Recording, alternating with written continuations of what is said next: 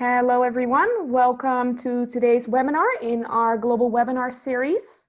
As some more people trickle in, I will quickly introduce myself, ELU, and then, of course, also our speaker today, Burcin Mavituna. Thank you, of course, for joining. Thank you. Thank you for having me. You're very welcome. So about ELU a little bit, I'm the community manager at European Leadership University. We are a next generation university founded to bridge the skills gap. So we create programs in the most on-demand sectors, for example, our flagship program in data science, where we focus on the skill set you need on the labor market. And this is not only the technical skills that you need, but also leadership skills and organizational skills. And that is also why I think our speaker is so relevant today. So Burcin, again, thank you for joining. A little bit of background. Burcin has worked in investment banking, in executive management. He's an author of his book Ortak Zengin Ol, or Unite for Growth in Turkish. He's also been a former anchorman and a writer for Forbes. And today he will speak about the model that is also highlighted in his book, which will later this year also be published in English, about business transformation, growth, and collaboration, and introducing a model of commons that he also applies in his work. So without further ado, I will be going into the presentation today. You can leave your questions both in the chat and in the Q&A box down below in Zoom. And after the presentation of Burcin, we will be going over the questions then. So thank you everyone for joining. And Burcin, floor is yours. Thank you. Thank you. It's great to be here, and it's a fantastic evening. And after just the 8th Ramadan, it's the Bayram. Now it's fantastic to just start all over again after this crazy days, I would say. Just thank you. Welcome everyone. My name is, as mentioned, Burcin Mavituna, and I'm the author of the Ortak Zengin Ol, which I recently have the chance to publish in Turkey, in Istanbul, just before the pandemic started. But I had completed the work right before the pandemic started, actually, and it pulled the attention of the media recently because I was talking about the new normal, and I was talking about the mindset behind this new normal. Even the book was published before November. I had given my manuscript to Hürriyet Yayıncılık at that time, and it was very interesting to just get into this pandemic afterwards. Now that everybody started to talk about this new normal. Welcome again. I hope everyone is here, and I hope it's going to be a lovely Wednesday evening. I'm going to just introduce some practicalities of business transformation, innovation, growth that we apply in our day-to-day business, especially in the United Kingdom, in London, and abroad. And I have the chance to work with distinguished people all around the world on design thinking. I'm the director and the founder of a company based in London, and we are a startup size, but a virtual based, very green and very promising business consulting services provider and a design thinking company. So mostly I do a great job when I write and do research, and it's not always my best practice to present those ideas. Sometimes they are complicated, but I will try to keep it short, simple, and practical as much as possible. The purpose I'm talking about this business transformation tonight is not only the COVID situation, but also it is all about the disruptive change we have been facing just started at the beginning of the 21st century. So there's a tremendous change happening. COVID is only a layer for this. And in my research and understanding, things will change drastically. So as a business person, I'm scared. And after COVID, huge numbers of people are scared. So this is by itself a reason to discuss something new, because if you create the future, if you be a part of the future, just you can control your destiny, company, whatever you call it. So I'm going to follow a short presentation tonight, and I'm going to discuss about a business model that we are using in practical terms. The theories of this model goes deep and deep, and probably there are many people who can deliver this information better than I can do. But for the practical purposes, I'm going to introduce something new for your attention, and I believe I'm going to leave you with some thoughts that may work for you, for your business, and even for your personal lives as well. Because we are scared, but I believe there is no need to get scared if you are prepared. And there are methods, and if you follow these methods, you can come up with nice results, even in these unprecedented times and in this uncertainty. Anyway, so let's get into this presentation. Let me share my screen first. I will show you a couple slides, and then we will move on.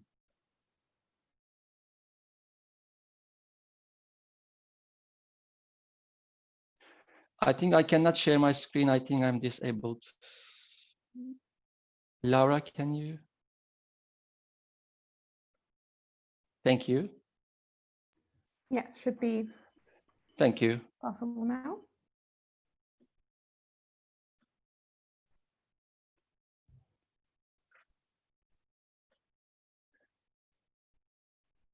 All right.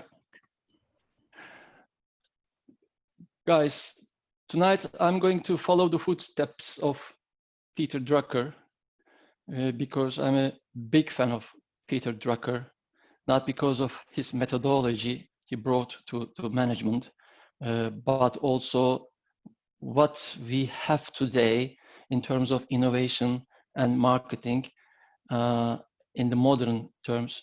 He has a big impact on it. So the purpose of business is to create customer, he said. The business enterprise has only two basic functions: marketing and innovation. So he said many other things, but this is striking me. And the purpose of tonight, other than Peter Drucker, I will discuss a new business culture and relevant competencies. And this is a hypothesis-driven approach.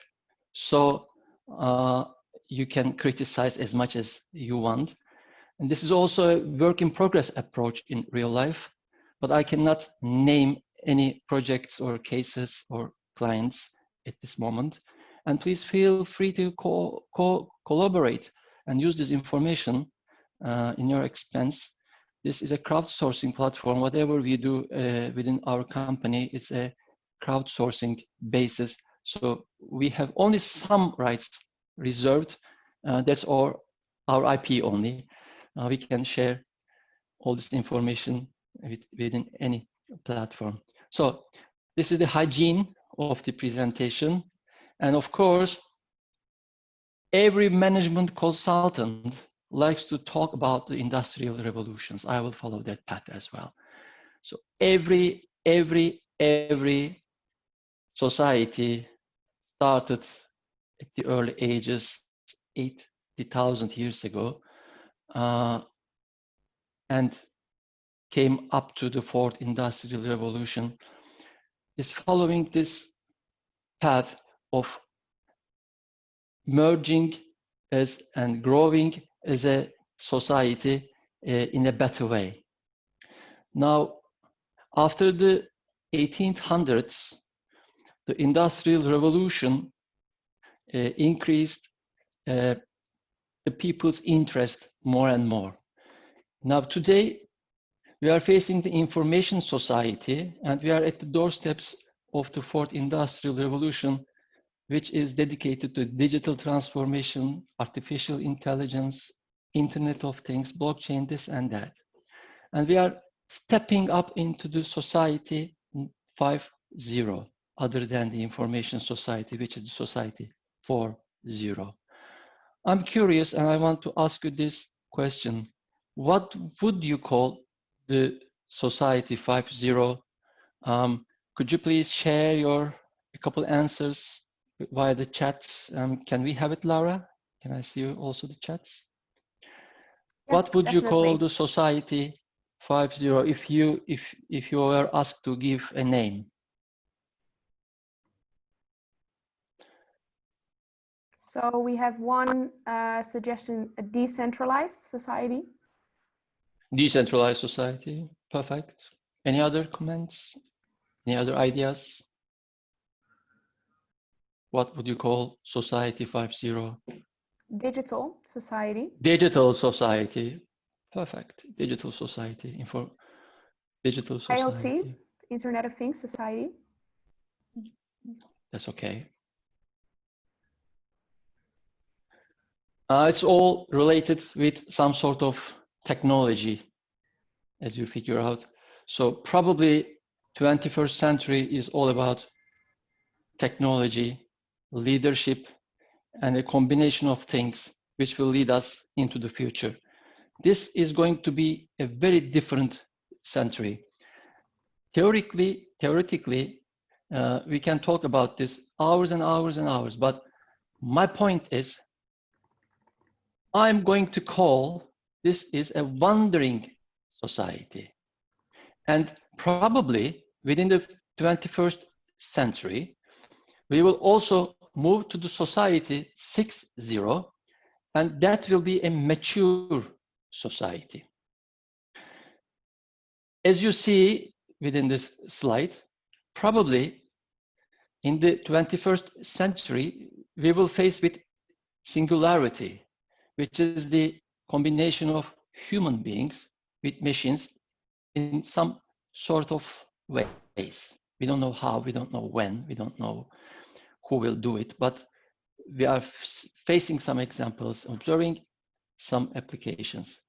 So whatever it was called before, it was human 1.0 up until now. Now, within the 21st century, probably we will upgrade to human 2.0 with all the business context. So why I call this a wandering society and a mature society, I will talk some more about this in the coming slides, but briefly, I call this a wandering society rather than the digital, the Internet of Things and those kind of technological words, because people, they are absolutely have no idea of what is going on. So the people are lost. When I say people, majority of people. So the people within the wandering society have the attributes of they want more, they want to have better, they want to have faster, and they are consumers in a way, conspicuous consumers. They like shiny things. Just to give you an example and to make it solid, it's about Louis Vuitton. It's about Hugo Boss. People want to have those things. Still, a majority of the people, they want to have those things, but some of the people can have those things. However, in the mature society, the value transfers from having to sharing. And the footprints are important. The consumers are conscious and they are very self-aware and they know what sharing is. They want to share rather than having. The sharing value is more important than the transaction value. So in this society, people will be collaborating more, people will be innovating more, but that part probably, nobody knows the exact date, but it's gonna be within the 21st century, right after this wandering society. You may change the names in your convenience. You can use any name here. However, the logic is the wandering society is still at an emerging stage. The mature society will probably change the world in a drastic sense, but it will take time, maybe a couple decades, maybe a couple years. And this COVID pandemic showed us that some upside risks may take this time even shorter. So I want to talk about the markets, not as the definitions, but as again, the practical terms. I personally don't like the definition of developed, emerging, and underdeveloped market terms. When you look at the market, it's easy to say it's a developed market, and it's easy to say it's an emerging market because the World Bank and all the other governmental bodies in the world name this, put these labels on these markets. But when I read about factfulness of Hans Rosling, the book Factfulness, with his research, the Gapminder Institute just put some very simple data, and it's about income levels. If you look at this chart, this is a representation of the world population. And there are like 7 billion plus people living in the world right now. If you divide them, segment them by their income levels, you come with 1 billion, less than 1 billion low income, about 5 million middle income, and again, less than 1 billion high income level segments. And this is a way of looking, this is a perspective of looking the markets. However, this low income, which they make less than $2 per day, is almost non-existing, unfortunately. And after this pandemic with COVID-19, the middle income level, they also melted to a level that under these circumstances, even maybe more than 4 billion people in the world will not have access to enough income for the daily lives. So there's another risk. The high income people may be living in the underdeveloped countries, this may be, and also the low income people may be living in the United States, for example. And what Hans Rosling found out within his research, actually, those people, regardless of their countries, whether it's developed, emerged, or underdeveloped, they share the common attributes of life. If they are low-income people, even in United States, even in China, and even in Zimbabwe, they have almost the same bathrooms, the same cooking appliances, and the same beds. So the second segmentation for the markets might be based on these income levels. And it may sound better for the marketeers, actually. However, this is still not enough because within the COVID situation, we have three new findings. We have 3 new insights. The first finding is new wealth is wealth anymore. It is pronounced as wealth. The wellness, the well-being is as much as important for the wealth of the populations. And the second finding is the cash flow is king, not the cash is king. There's an old saying, the cash is king. But the cash flow is king. Less or more, if you have a cash flow, it is very important to preserve that capital. And the third finding is it's the corporate level. Performance is not sustainable under some circumstances. You have to look for the opportunities. Even if you are a big corporate, you can lose your cash flow, you can lose your market, even you face up with shutdowns. So you always have to look for opportunities. If you put these in our pocket and look at the picture again, and if we try to define the markets, the traditional way of saying, which I don't like, developed, emerging, and underdeveloped, if we divide it like the income levels, it's not still enough because we need to come up with some mindset adjustments. This is the new normal, actually, where the mature, wandering, and crawling mindsets will meet each other for the future. Let me give you an example. The mature marketplace can be in any part of this income levels. It may be low income, middle income, or high income, and it may still be at the high income level, for example. It could be in Amsterdam. It could be in Dubai. Not necessarily the rich person, the vice versa. The rich person in Dubai may have a mature mindset. So the people with their purchasing behaviors, with their need statements, signal us something. Something is changing, and it is changing very, very deeply with the mindset attitude.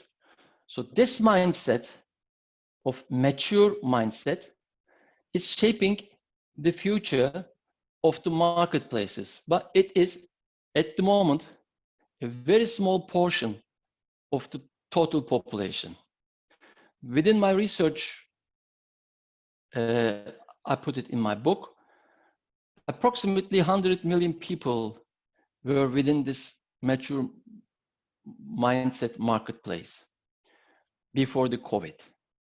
Now, the wandering mindset market is by volume the largest market and probably will remain like that within the coming decades because it's almost 3 billion people, and the crawling marketplace is the biggest in numbers, the number of the people within that market, but it's crawling. I mean, the purchasing power of those people are very limited, and probably the driver of all those markets that enterprise level companies are focusing on will be wandering and the crawling markets for rapid growth and for high income earnings. However, the mature market is a new risk, upside risk for everyone, for every one of us. We have to focus on for the coming future. And this mature marketplace, the customer needs are hyper-personalization, hyper-convenience, and hyper-trust. The hyper-recognition and hyper-value doesn't belong to this mature marketplace. If I am a marketeer who is going to, forget about it. If I'm a company who want to create the future, probably the safe bet, I have to focus on the wandering market, which has the purchasing power and which want to consume more and more and more and more. But after COVID-19, this is the first signal, and we don't know what will happen in the future, will face with some other adversities, and they will maybe fasten this circle. And hyper-personalization, hyper-convenience, and hyper-trust will be more important for the future marketeers. I believe we have to take this quote of Tony West, which is the chief legal officer of Uber. And recently, it was by the end of last year, there are legal charges for Uber in California. And he said, today, drivers have control over when, where, and how they work. We will continue to defend the innovation that makes that kind of choice, flexibility, and independence a reality for over 200,000 drivers in California. This is a rebellion saying, actually, but this signals about the innovation, and the innovation is strategy is innovation anymore, because this company, Uber, putting all the strategy for innovating a mature mindset, as I mentioned before, hyper-personalized, hyper-convenient, and hyper-trustworthy environment for people. Now, the strategy is innovation anymore, and this is exactly what Peter Drucker mentioned. Well, I actually like to look at the things within 3 different boxes. And the box 1 is today's competition, represents today's competition. The box 2 is an adjacent space. We have to do something, but we don't know how yet. And the box 3 is entirely new space. That is the innovation took place. There is linear growth. There are lots of testing, learning. Probably what I will come to is within this COVID, there will be 3 phases: the recovery, restart, and then the new normal. And this is like these 3 boxes. The recovery will take place, will start to take place with the dominant logic what we have today. And probably it's not going to create the new normal, because the dominant logic doesn't have the ability and the competencies to create the new normal for this mature marketplace. We'll restart with this dominant logic, but we will convert to the new normal, again with enormous innovation rather than increasing the efficiencies. My point is, today it is the beginning of summer probably, and the summer term in the world will be a recovery term within all countries. So what I observe after this summer will restart the businesses, but again, the dominant logic will manage these businesses. So it's not going to create something called new normal. The new normal is a totally different ideology. The new normal is not living in this box 1. Maybe we will be start talking about the new normal when we restart, but it's not going to be certain yet. And the new normal is definitely the future, and the dominant logic doesn't have it yet. When Peter Drucker said that the only sole purpose of the company is innovation and marketing, it reminded me the revolution within the railroads and the roads. We came to Tesla within this lead tech approach, and the approach is this. The days I had graduated from school, from the business school, we had the habit of talking about strategy, sales, management, and the business hierarchy. And it was almost 1990s. And it was representing the old management tools. The old management tools that's almost, how would I say, company-focused management hierarchy. Today, the modern approach is based on strategy became innovation, sales powered by marketing, and management expressed as leadership. Hierarchy is overcome by technology, and we are talking Peter Drucker's approach, a modern management approach, lots of innovation and marketing, with a lead tech handles. However, this is probably will not be enough to carry us to the future, to the mature marketplace. This will help, of course, but we have a newcomer, which is the trails. We have the rails, we have the roads, we have invented Tesla, but I'm sorry, the dominant logic who invented Tesla, even that's so innovative, even so agile, may not be enough to operate in the trails.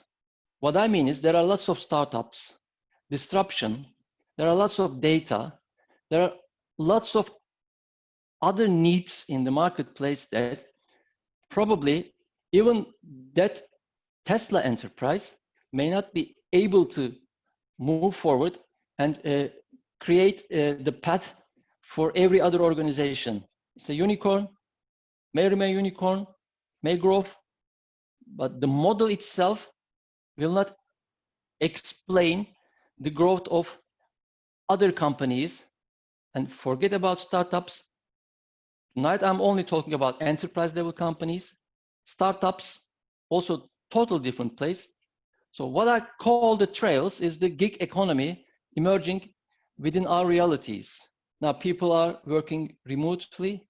Probably this will not be the new normal, because if we are talking about the new normal, we should be talking about the ways of moving remotely, flexible working, virtual offices, result-oriented working environments.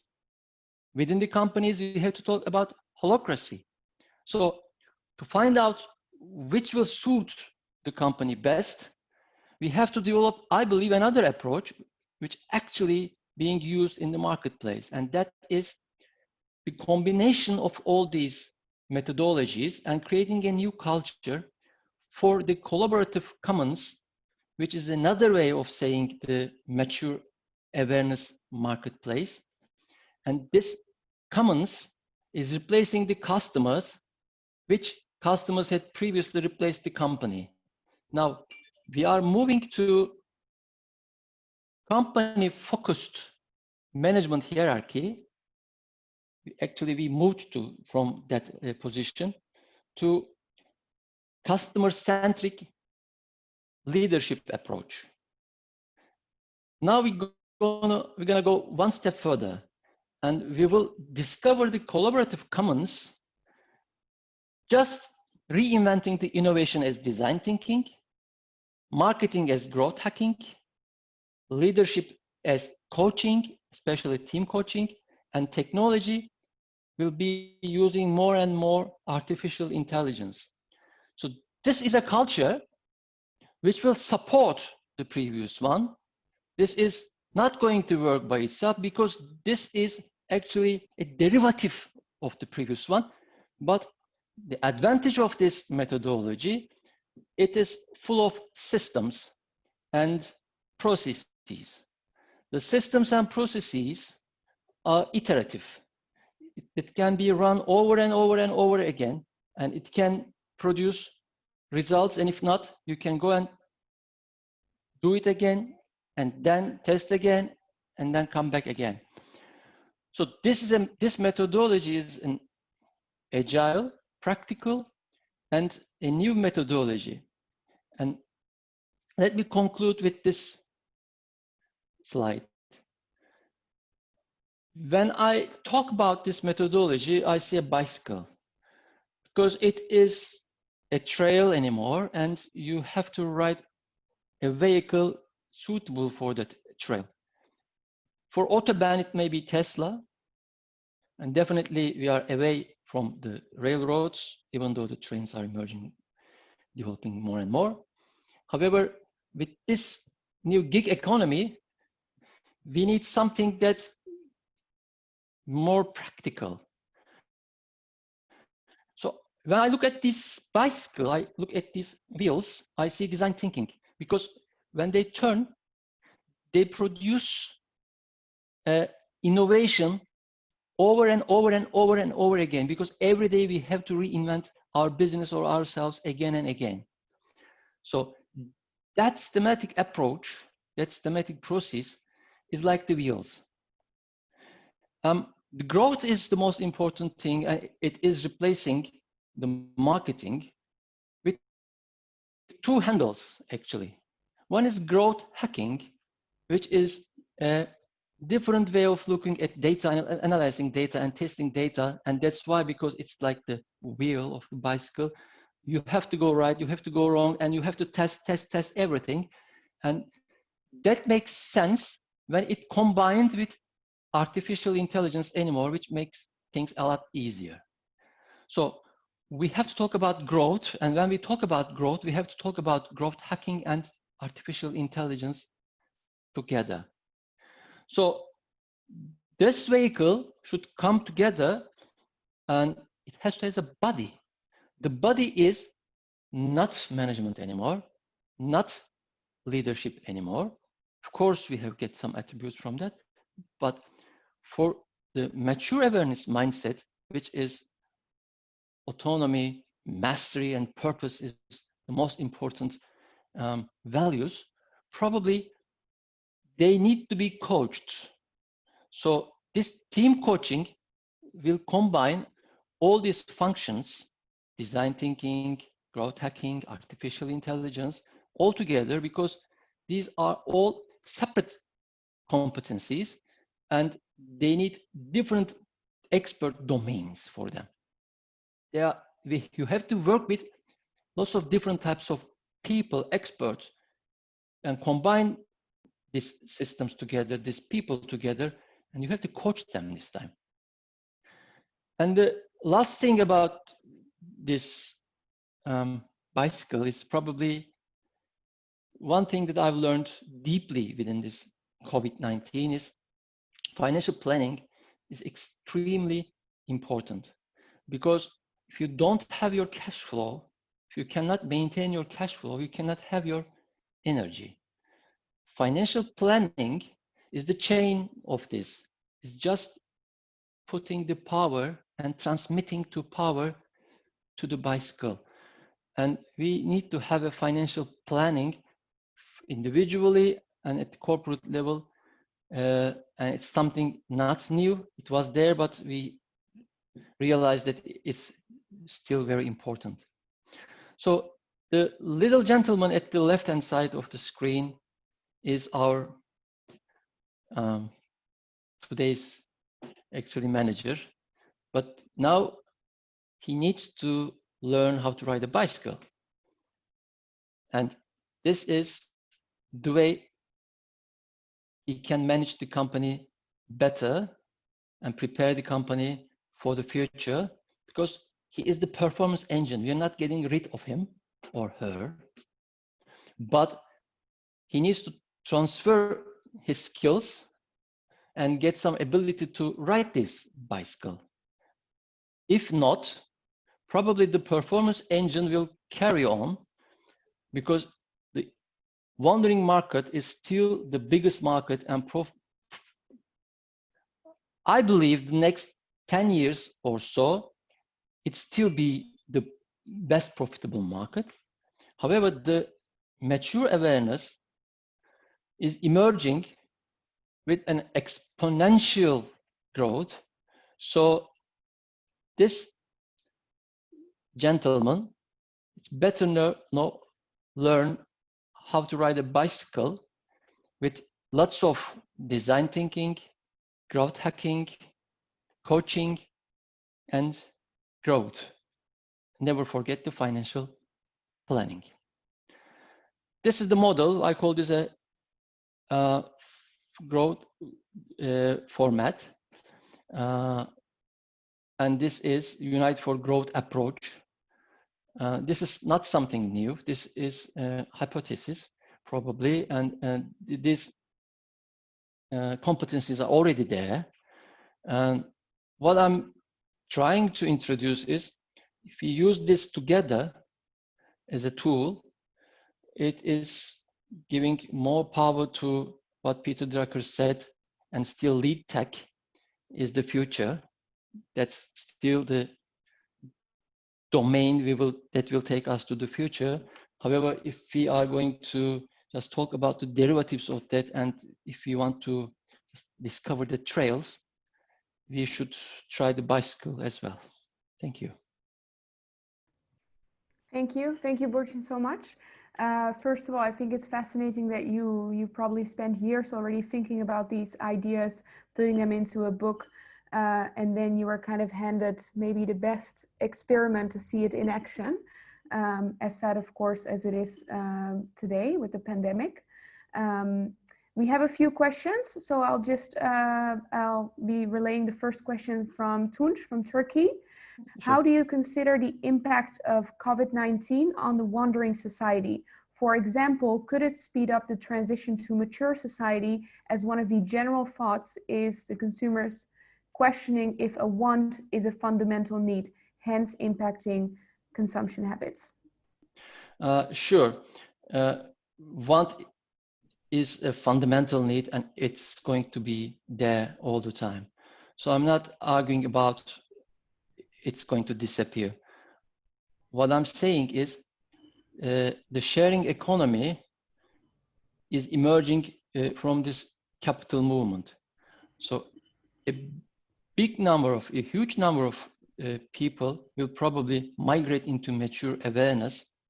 Still, there will be lots of people enjoying the wandering mindset and the market related to that place. Is it clear, or may I go deeper? Tunç, just add. Clear. Okay, we got. The second question coming from Gaurav. When you say that a society 6.0 will be in existence in the coming future, then what does it mean by this mature society? How is this society going to be different from the wandering society? I believe, and I target the mature society.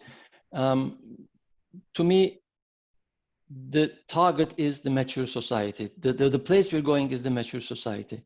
However, it's not easy to go there. So we'll still be spending some time in the wandering society, because it will be the largest market. It will be the largest consumer. It's the domain of this business. The banks, the telecom companies, they will not disappear. The energy companies, the flag carriers, they will not disappear.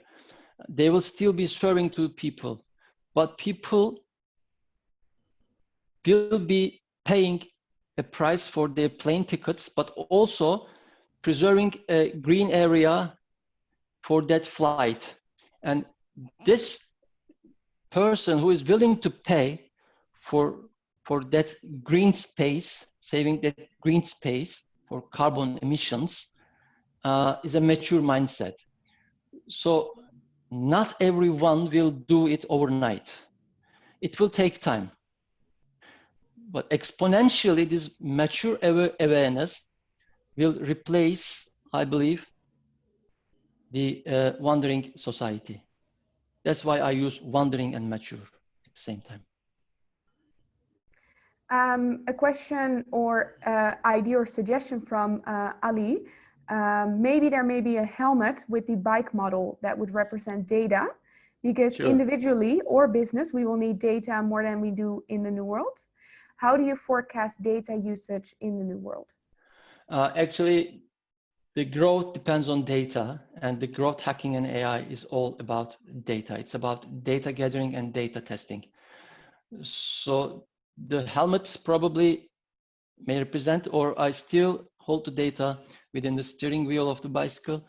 And that is a concept of growth hacking and artificial intelligence, I believe. The data is everything from now on.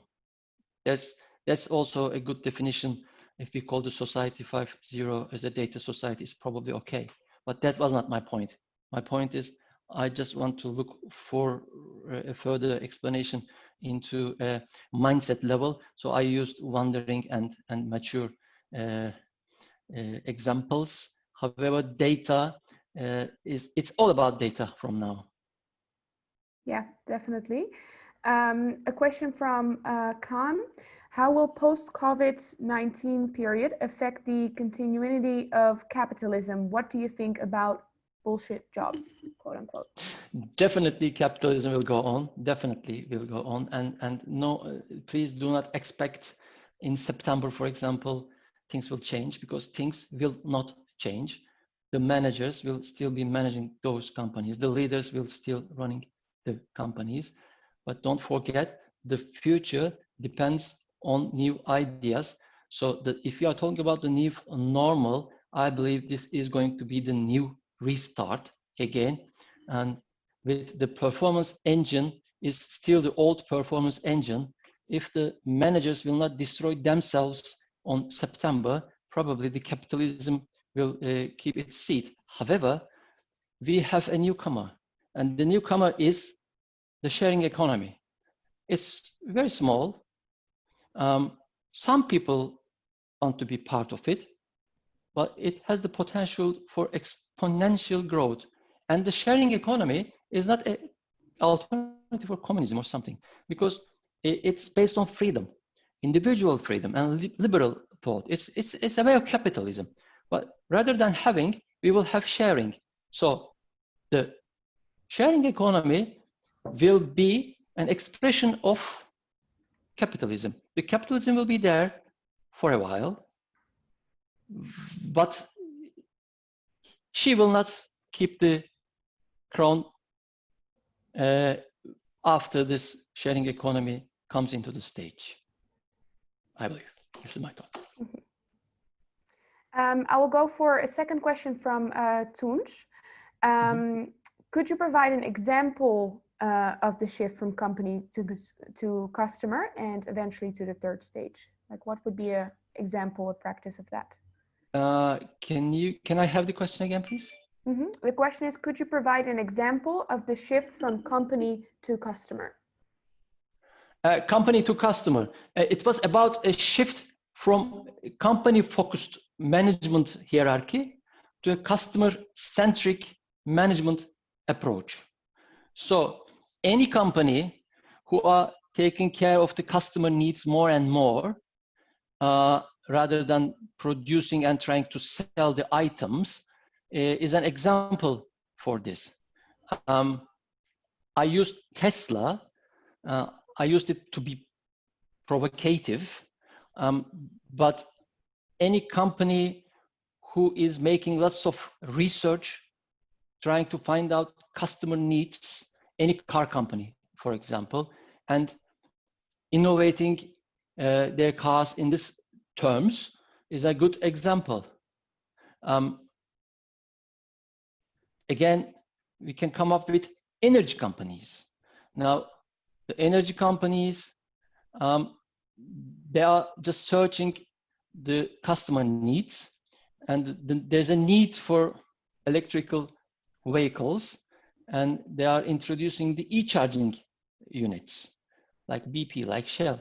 These companies are following the customer needs. So any company who's following the customer need rather than having that muscular strength of that production line or the monopoly is a good example. It might be a good example. Guarantee Bank is a good example for this. Guarantee Bank is following the customer needs all the time. Yeah, I think we have some people from Garanti here as well. And is there any example that has gone even further from the customer-centric approach into like what would be maybe the final stage of the approach you shared? Oh, that's a total different mindset.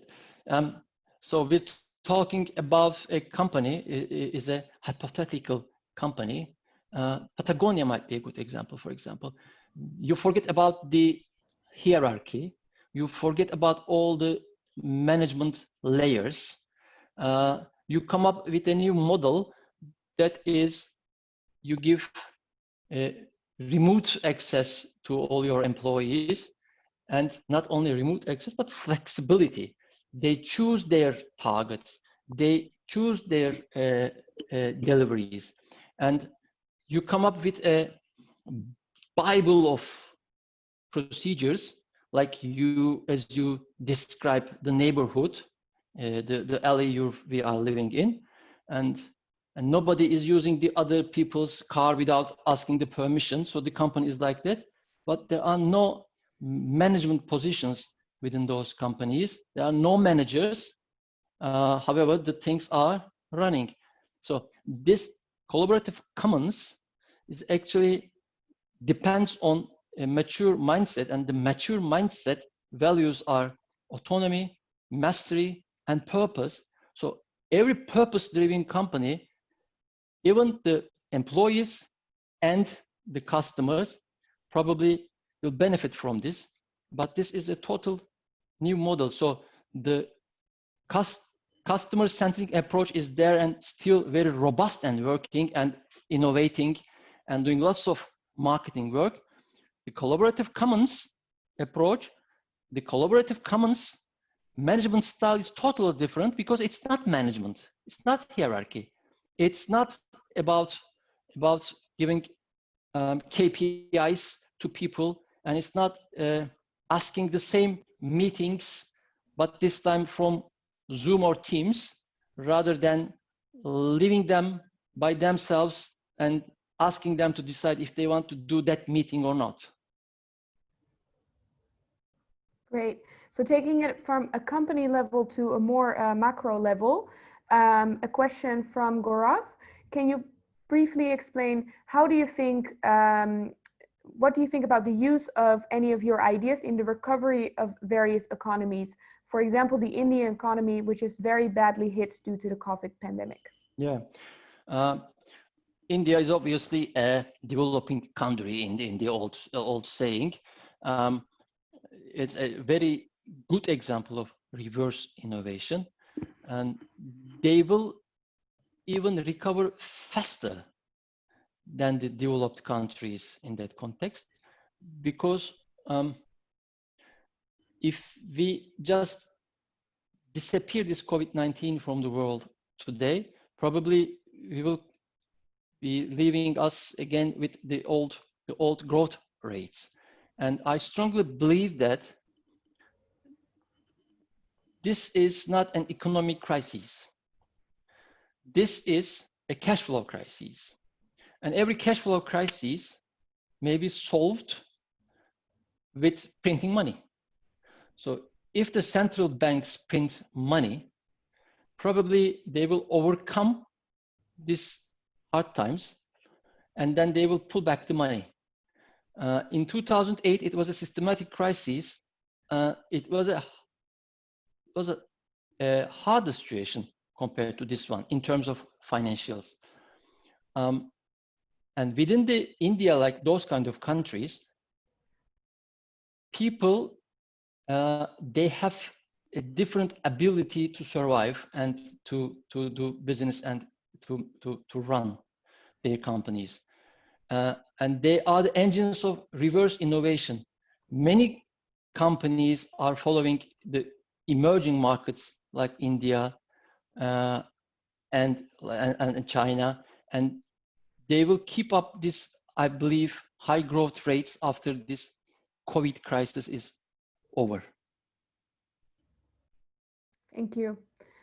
That's such a great explanation. Thank you so much for this great answer from Gaurav. So thank you, everyone. We have one final question before we close it off.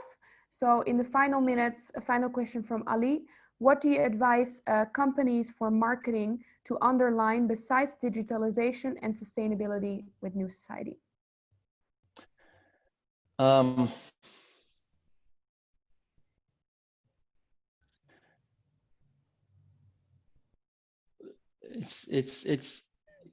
I have it one more time? Sure. So other than digitalization and sustainability, what would you advise companies for marketing to underline? It's definitely testing. It's definitely testing. The marketing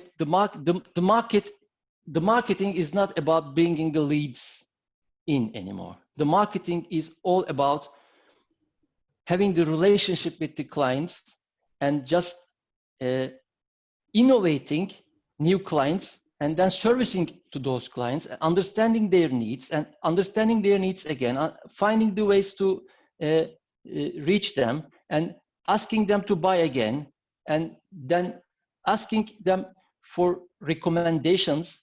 And it's a growth cycle and it's all about testing.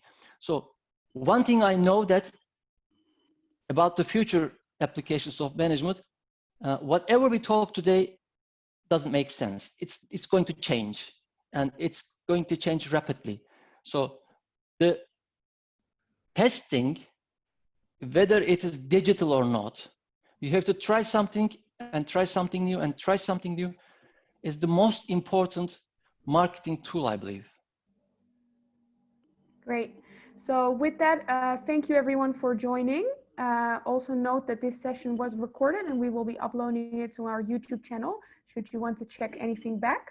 And of course, thank you so much to Burcin. Thank you for joining us this evening and for all your great answers to the questions. I would be happy if anyone wants to just reach at me via email, chat or whatever, and to discuss further. I would love to do that. Thank you. Thank you. Thank you so much for that offer. So have a nice night, everyone, a good evening, and hope to see you at the next webinar. Bye. Ciao.